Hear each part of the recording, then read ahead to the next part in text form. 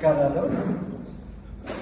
ఈరోజు ముఖ్యంగా ఈ మీడియా సమావేశం జరపడానికి ముఖ్య కారణం ఈ మధ్య 25వ తారీఖున కొన్ని పత్రికల్లో కాశీనాయన మండలంలో మా తమ్ముడు మా బంధువులు పెద్ద ఎత్తున భూదందాకు భూ ఆక్రమణలకు పాల్పడ్డాయని కొన్ని పత్రికల్లో వచ్చిన కథనం గురించి మీకు వాస్తవాలు తెలియజేయడానికి ఈరోజు ఈ సమావేశం ఏర్పాటు చేస్తున్నాను.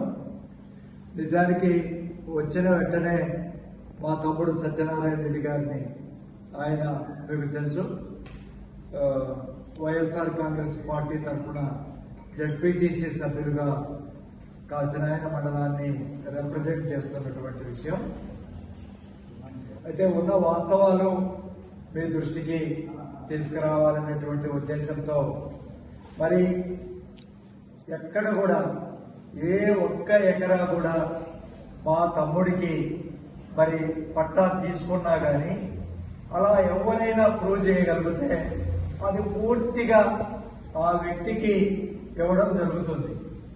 ఇది ఏదైనా ఆయన పేరు మీద ఆయనకు ఎక్కడైనా భూమి ఆయన ఆక్రమించుకున్నట్టు లేకుంటే మరి ప్రభుత్వ భూమిని సాగు చేసుకున్నట్టుగానో మీరు ఎవరైనా ప్రూవ్ చేయగలిగితే మరి ఖచ్చితంగా దాని మీద చర్యలు కూడా తీసుకోవాలని జిల్లా కలెక్టర్ గారిని, ఆర్డీఓ గారిని, మిగతా రెవెన్యూ అధికారులను కూడా మేము కోరుతూ ఉన్నాం.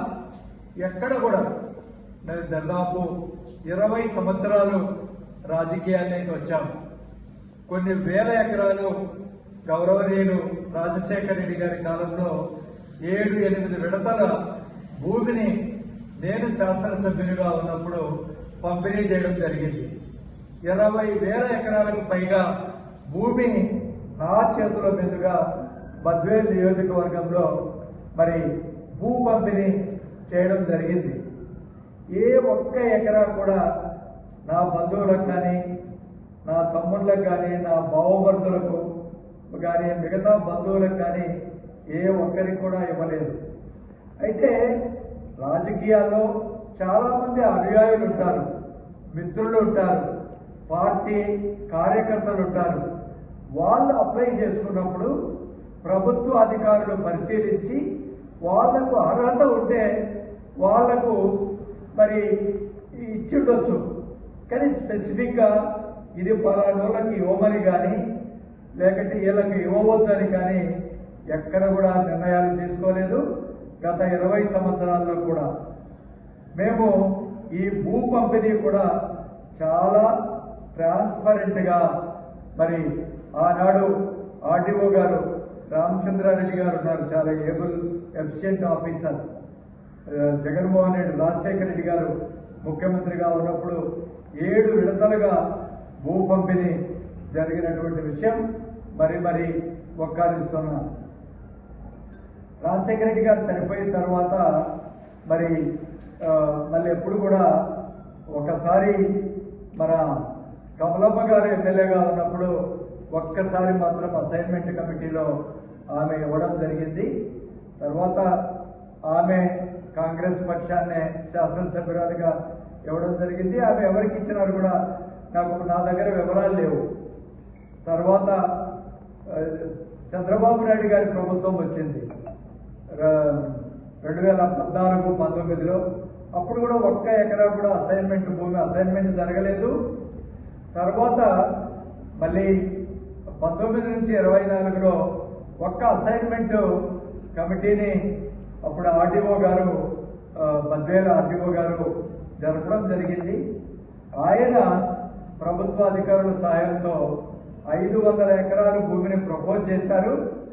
మరి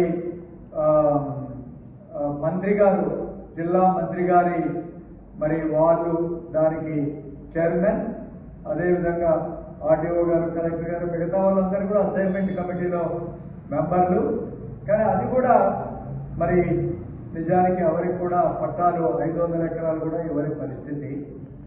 సో ఈ నేపథ్యంలో కొంతమంది మీడియా మిత్రులు ఈ విధంగా రాయడం బాధాకరం. ఇందులో ఈ సందర్భంగా నేను ఒక విషయం కూడా చెప్పాలి.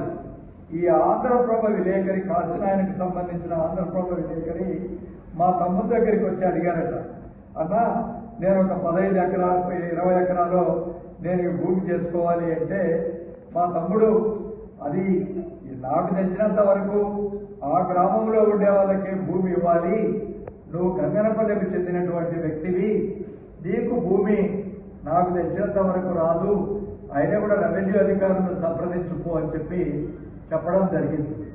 అది తనకు కోపంగా ఈ విధంగా రాయడం.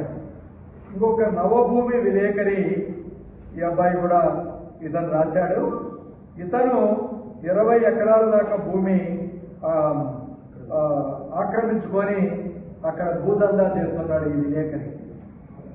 మనం ఈ ప్రెస్ని అడ్డపెట్టుకొని కొంతమంది భూదందాలు చేసే వాళ్ళు కూడా దయవుంచి మీలాంటి వాళ్ళు ఎవరైతే మరి నిక్కచ్చిగా పనిచేస్తున్నారో ఈ విషయంలో అలాంటి వ్యక్తులను కూడా బయటికి తీయాలి.